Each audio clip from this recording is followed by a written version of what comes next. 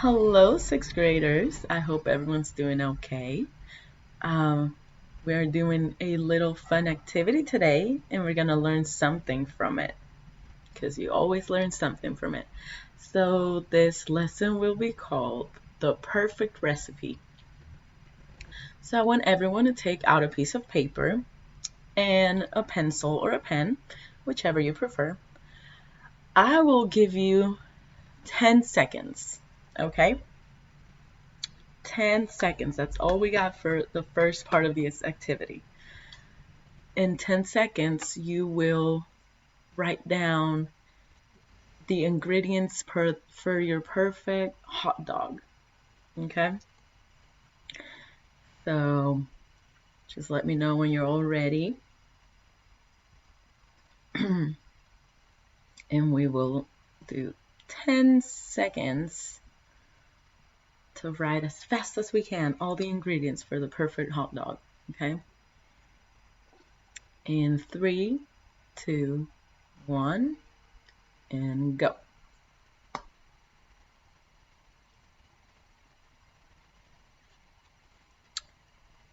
3, 2, 1. Okay, so now I want you to check on your list and look if you have the main ingredients for the perfect hot dog. If you're missing some, that's okay. Now we will have 1 whole minute to create the perfect hot dog, okay? If you have your list with your basic ingredients, I want you to underline those, and then the new ingredients that will come after that will be not underlined, okay? So we will have a whole minute to review our list, rewrite it if we want, add some things, and let's create a perfect hot dog for you this time, okay? A whole minute. 3, 2, 1, go.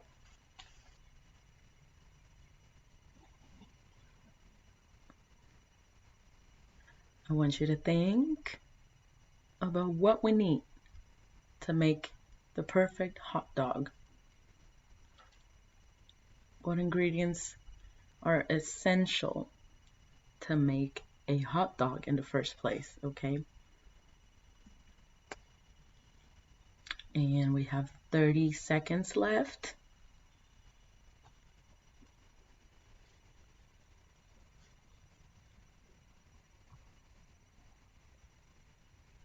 And we have 20 seconds left to list all of the ingredients for the perfect hot dog for you. Okay, start wrapping it up because we have 5, 4, 3, 2, 1. Awesome. Okay, so now let's see. Who wants to go first? Listing the main ingredients for the perfect hot dog. Okay. Okay, so the two main things that we need, what are they? Yes, the hot dog bun and the hot dog itself. So we cannot make a hot dog without these two ingredients, right?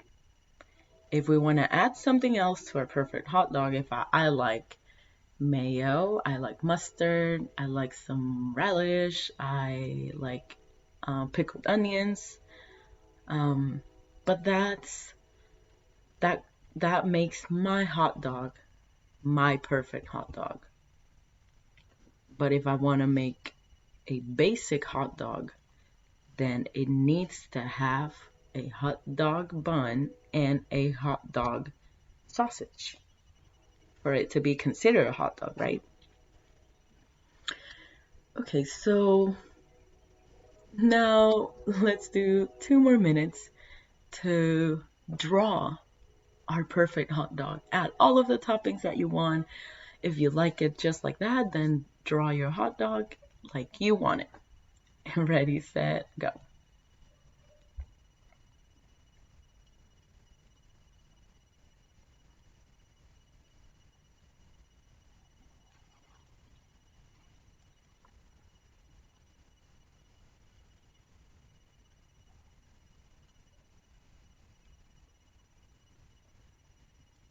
Okay, 2 minutes have gone by.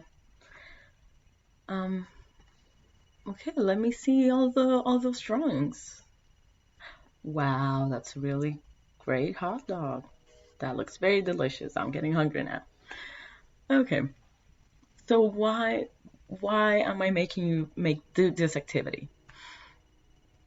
It's because we want to identify the main important steps to taking notes.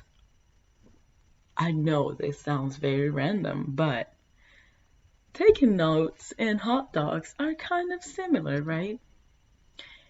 So if we want to make a hot dog, we have two main ingredients, the bun and the hot dog. So without them, we can't call a hot dog, right? So this is exactly the same thing as taking notes during a lesson. Without our notes being visually clear, without them being organized, concise, and structured, they are not really good notes. If we're just writing down words or like every single every single word that the teacher says, we're wasting a lot of space on our page, and probably we're missing a lot of the information that we're trying to get from the lesson, right? Okay, so what we're going to do is we're going to learn how to take good notes, and good notes that are perfect for you, notes that will be useful to you. Okay, so now we're going to do it. We're doing a guided practice. Okay, so I'm going to read a short article out loud, and you're going to take notes, however you think those notes should be taken.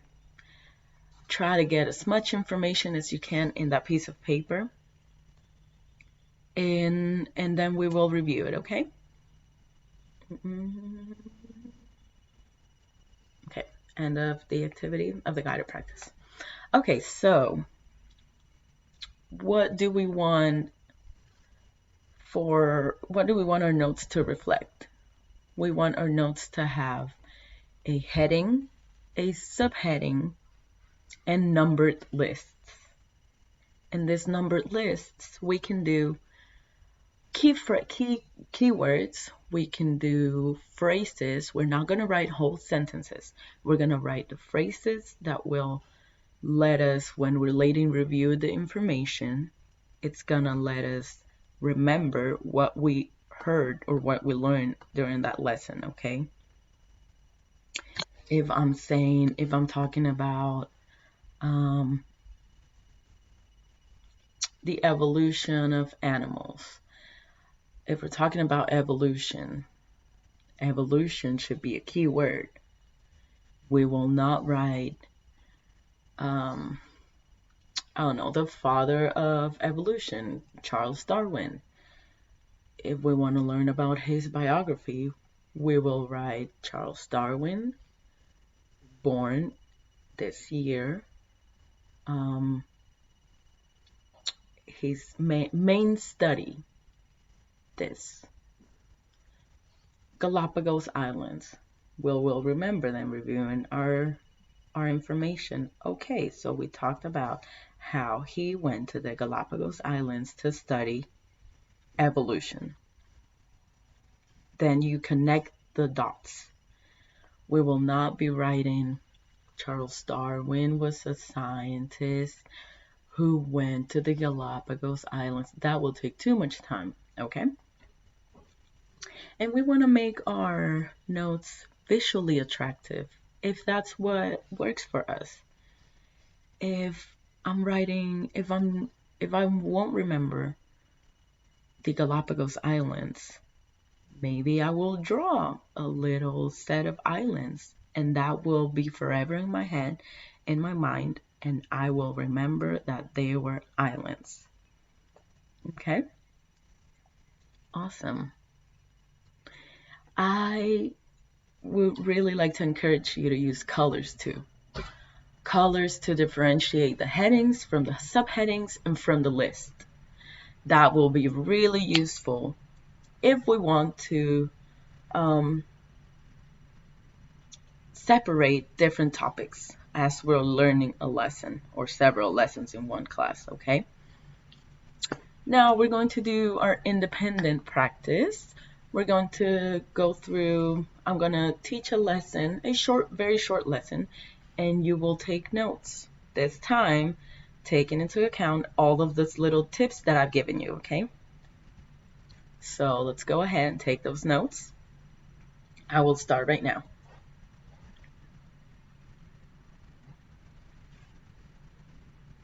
Okay, so we did the independent practice. Okay, that was a big improvement from your first notes. And I hope this will help you, not only in this class, but in every class that you want to take notes, how to organize your ideas. I know it can be a little overwhelming, but with these little tips, I assure you that they will be really helpful for every single class that you have to take notes for. Now I want you to get in groups. I'm gonna randomly gather different groups in this Zoom meeting, and you will, with your classmates, you will compare notes, how you took the notes of this lesson, and you will get to choose between writing a song about the main keys to taking notes or writing a poem. Okay? And hopefully the tips will stick with you for the rest of the school year and hopefully the rest of your life, because we always need to know how to take notes wherever we go. If you're in a meeting, if you're at college, if you're moving out and gathering things, you have to take notes, right? Okay. Well, I hope this was helpful, kids. I'll see you in the next class.